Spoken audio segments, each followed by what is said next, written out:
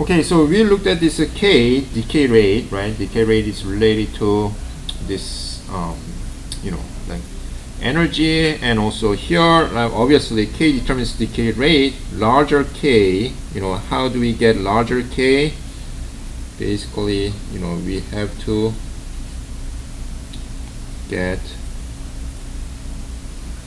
large mass, and then this absolute value of energy. Okay, so because of M and E, like large M and large E gives a larger K. Okay, so large case. Okay, so I mean this one is maybe I should read this way. Large M and absolute value of energy leads to higher K, and then higher K gives higher decay rate. Okay. Okay, so now with that we can actually do further to find out all the unknown values. For example, so far we really didn't find out this F, C, and there are other D variables, unknowns.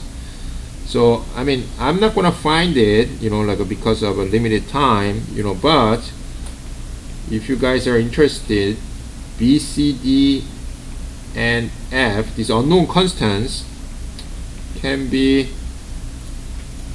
found with normalization. Okay. So for even function and odd function, you apply normalization, basically, integration from negative infinity to infinity. The probability must be 1, right? So that one, when you apply that, you will be able to find out these unknowns. Okay. So, but we skip. Okay. So without getting these values, we can extract, the important physical kind of understanding. Okay. So up to this point, what we really looked at is, imagine we have the well or finite bucket here, and then in this case, the particle was located within the bucket. Okay, so this one particle was sitting in here. Okay, but we are going to now consider another case. Okay, so basically in this case, another case in finite square well. So in this particular problem, what we are going to look at is we are going to change the energy of the particle. Okay, for example, now we have the same potential description,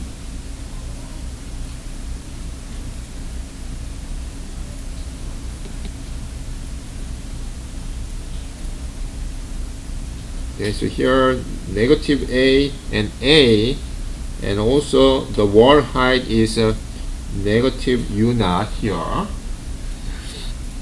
And in this case, what we are gonna describe here is we are going to send particle from left to the right. Okay, so now particle is above the barrier, and this is essentially what we are going to consider. Okay?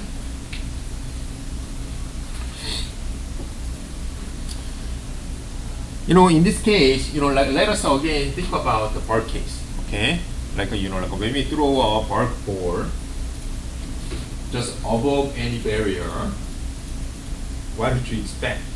This one is gonna just go through as if nothing happened, nothing is there. Do you agree? Right? I mean, we are essentially sending something here, right? There is kind of barrier there, but we are sending something, right? It's not gonna see any of this object, and it's gonna just pass through, right? That is essentially kind of what we expect, right? But for quantum mechanics, something interesting happens. Okay, that is essentially kind of what we are going to look at. And for quantum mechanics, when we consider particle, again we have to give wave characteristics, right? Because of a wave particle duality. So in that sense, what we are going to consider here is we are representing kind of moving wave this way is essentially e to the ikx. Okay, this is a kind of traveling wave kind of concept. Okay, and then here, like if we send something, like we don't know what's going to happen. Okay, and then something is going to go through, and then something is going to be kind of, if there is kind of reflection, something is going to be coming back. Okay, so we are going to actually kind of set this problem like that. Okay, so in the sense, maybe after barrier, we are going to say something is left over, and also something is coming back here.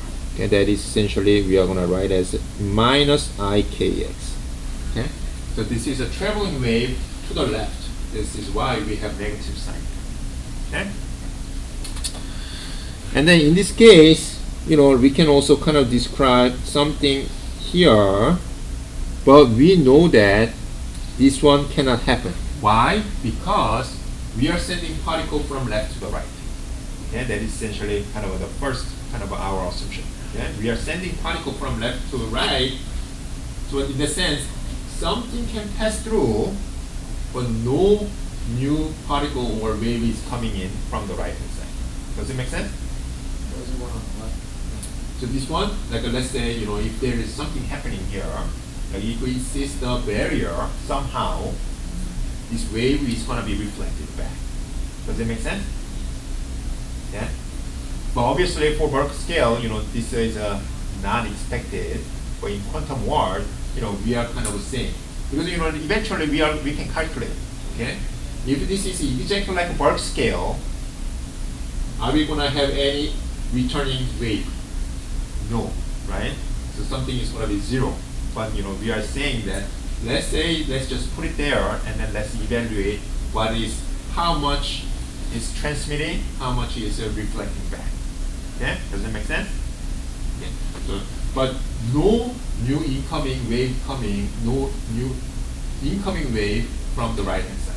Okay, because we are sending the particle from left to the right. Okay. So with this one, we are gonna use again time independent Schrödinger equation. Okay, I'm not gonna write here. So again, in this case, we have to separate into three regimes. Okay, so in this sense, this is the center of the well. Okay, and then number 1 and number 3 are outside of the well. Okay, so in this first regime, potential energy is 0, and then the center area, the potential is minus u naught, right here, minus u naught. And then when x is larger than 0, again potential is 0. Okay, so you can apply these potential descriptions into Schrödinger equation. Okay, so that is essentially, maybe I'll just write down just quick, minus h bar square over 2m d square psi dx square plus u psi equals e psi. So here, there is a u potential, right? The restraint, constraint here. So you put this description here for region 1, and you put this negative u naught into u for region 2, right? That is essentially kind of how you do it. Does that make sense? Okay. So we are gonna do this one, but for this one, I kind of made my note here because this one is kind of redundant, okay? Because we already have done it before, right? So in this case, again, for regime 1, outside of the well, u is 0. So again here, u is 0. So we have this term and this term only. So and then that is essentially what we get. And here we are denoting k as a square root of 2me over h bar. Okay? So like for the previous case here, the k is negative here, right? Here, negative sign. But for this case, we have positive sign. Why? Because in this case, the particle energy was negative. You remember? So negative. So in the sense, negative value, negative, positive. Does that make sense? But here, the particle energy to begin with, positive value. Right? Positive, because it's 0 point. Okay? So we are sending the particle which is higher than the top of the barrier. Okay? So the E is positive, that is why we are introducing this K as square root 2me over h1. Does that make sense? We are essentially kind of keeping just positive value. Okay? So with that, you know, like this is essentially the differential equation, and the solution for that is a times e to the ikx plus b times e to the negative ikx. Okay, this is essentially traveling wave. And then, you know, like for the center regime, the potential energy is negative u naught. Okay, so then again here, u is replaced with a negative u naught. Negative u naught goes to the right hand side, becomes positive u naught, right? That is essentially e plus u naught there. Okay, and then, you know, we move this minus h bar square over 2m to the right hand side, and that is what we get. Okay, so in this case, you know, 2m e plus u naught, you know, again we are introducing this L parameter. Okay, so again, what is this e plus u naught? The same idea here. E plus u naught is essentially the energy difference right here. The energy difference between the particle energy and the bottom of the potential well, that is essentially, this is a E minus u naught, which is E plus u naught. Okay?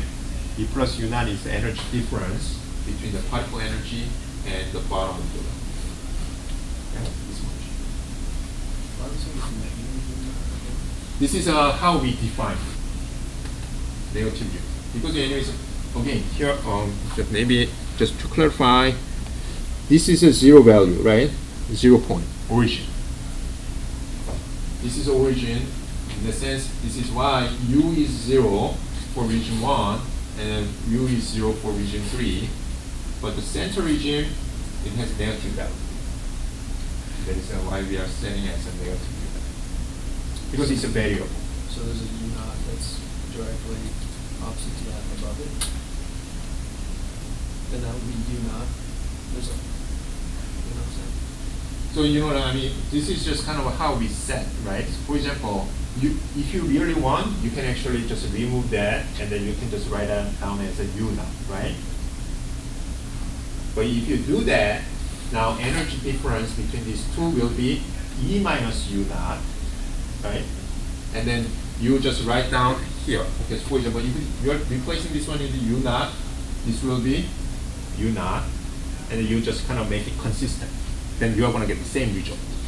Because, you know, again, this is just kind of variable. Okay? So if you want your way, that's totally fine. You just stick with it. That's fine. But, you know, in this case, you know, with this introduction, I mean, later on, I find that that is kind of easier to interpret. That's why I kind of start with a negative. So with that, we get this definition, right? Then here, this can be written as d squared psi over dx squared equals minus L squared psi. And then the solution form for that is cosine and sine. Okay? So when x is larger than a, obviously potential is 0, and the wave function is simply, you know, like solution for that is just following this one, f times e to the ikx, and then g times e to the minus ikx. But as we kind of claimed earlier here, we are essentially sending the particle from left to the right. Okay, so we shouldn't expect any kind of a coming in wave from the right hand side. So here, e to the minus ikx must be 0. So, you know, like just from physical kind of picture, we are setting this term to be 0. Okay, because we shouldn't expect any wave coming from right to the left. Because we are sending particle from left to the right. Does it make sense? Okay. So with this problem setting, now we can actually move on now to boundary conditions. Okay, so if you look at these equations, we have many unknowns, right? A, B, L, F, right? We have to find those unknowns, and then for that, we again apply the boundary conditions. Okay, so just like before, we are basically looking at continuous psi, continuous wave function at the boundary. Okay, in this case, the left boundary first, x equals minus a, and then we are looking at continuous slope at the left boundary, and the wave function at the right boundary. Okay, at x equals a, and then slope continuous at the right boundary at x equals a. Okay, so once you do that, you know, like you basically look at take derivative in this case, and then plug in a minus a, and then you know here you are plugging, you are again you know evaluating derivative, and then you plug in x equals a. Okay, so then you will get these four independent equations, and then with these four independent equations, if you kind of you know arrange, then you will get this expression.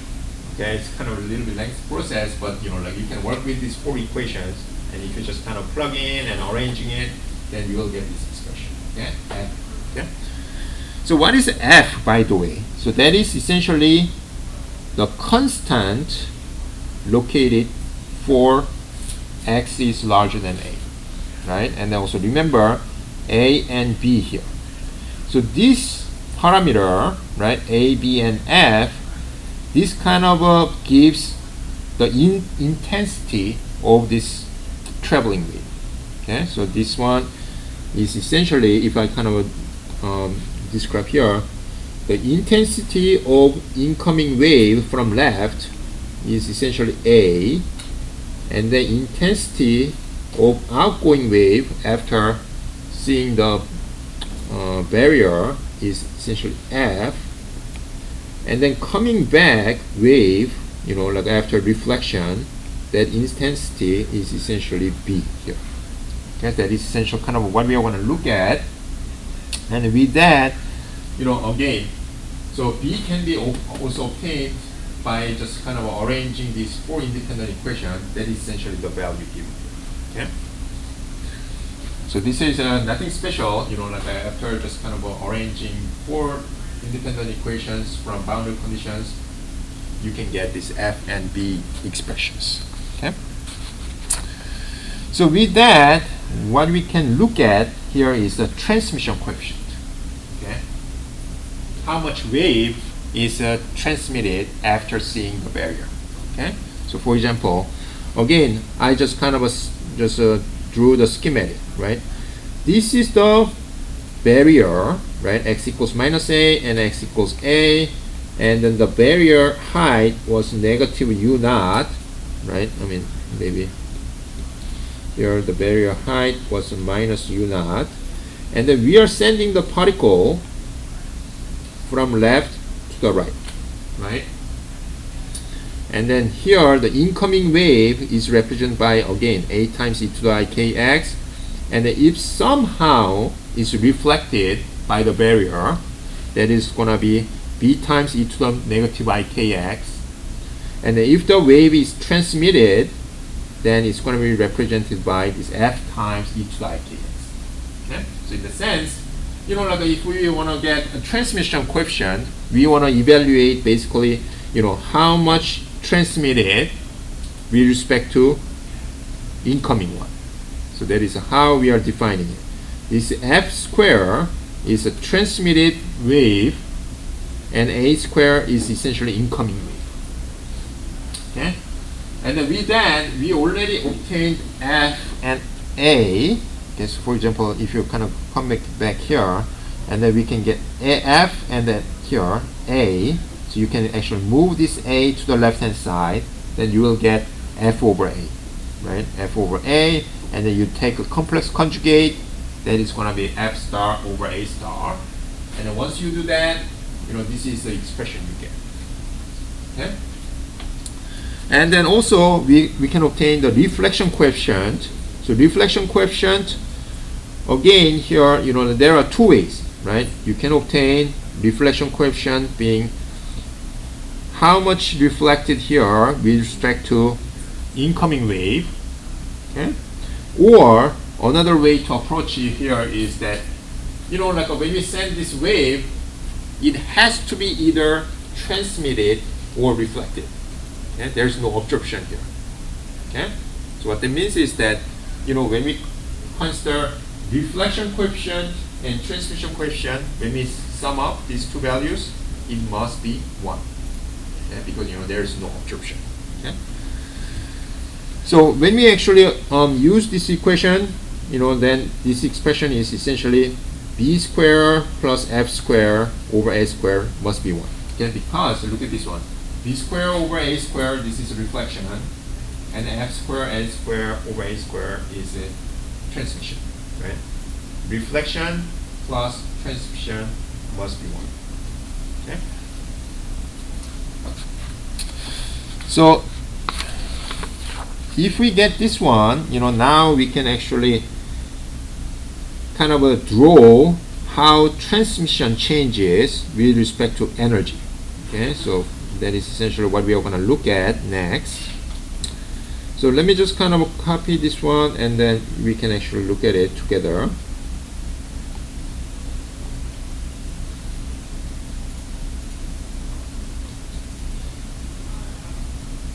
Okay, so here let us look at this one particularly.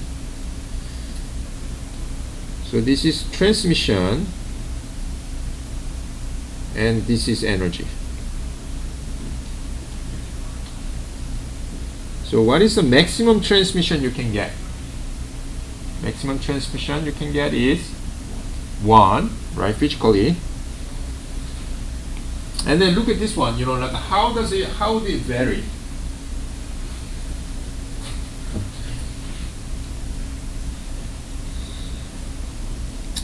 So in this case, actually, like when energy is 0, is going to be 0 here, and then it will eventually hit 1, and then it will go down,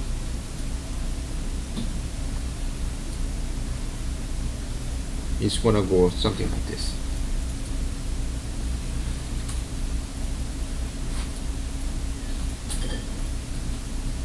Okay, just kind of plotting this equation, it looks like that.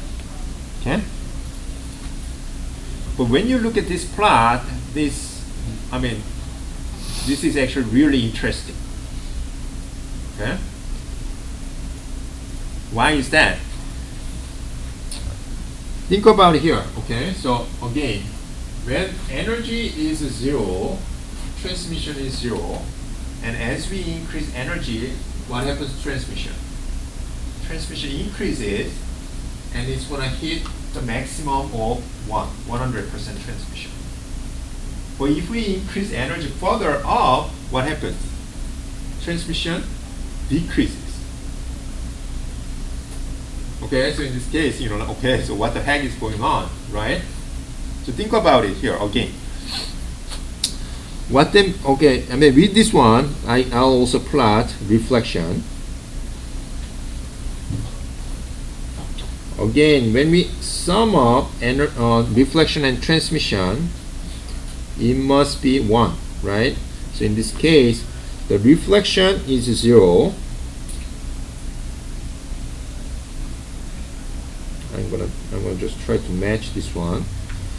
So here in this case, it's gonna go down.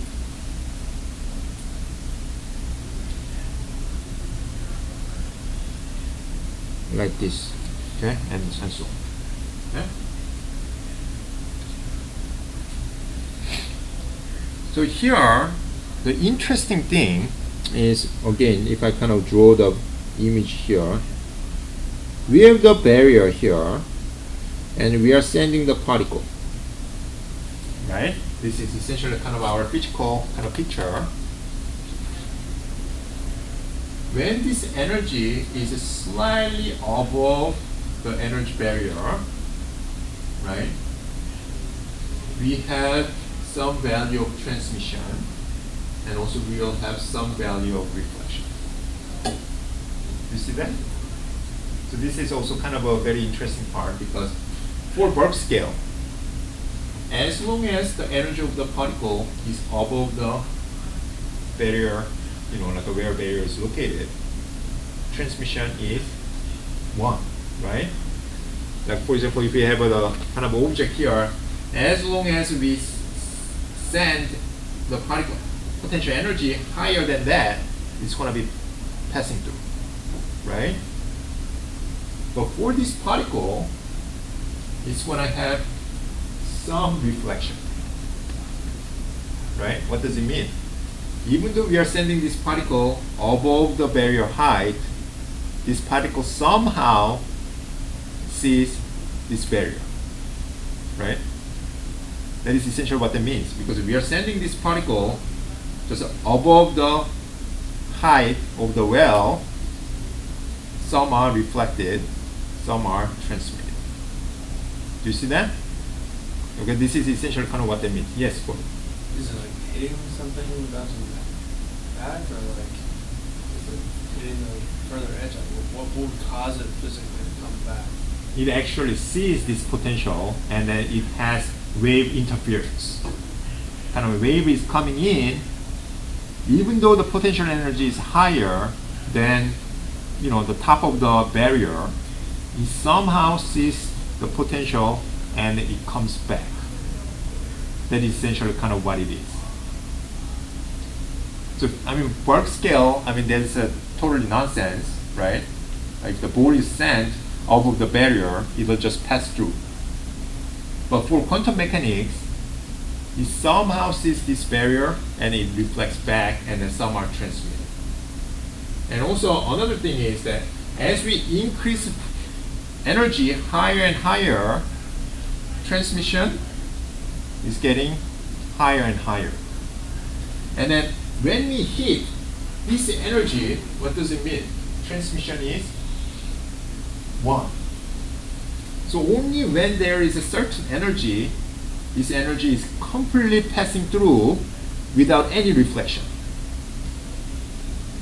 But another thing is that when we increase even further the energy, right?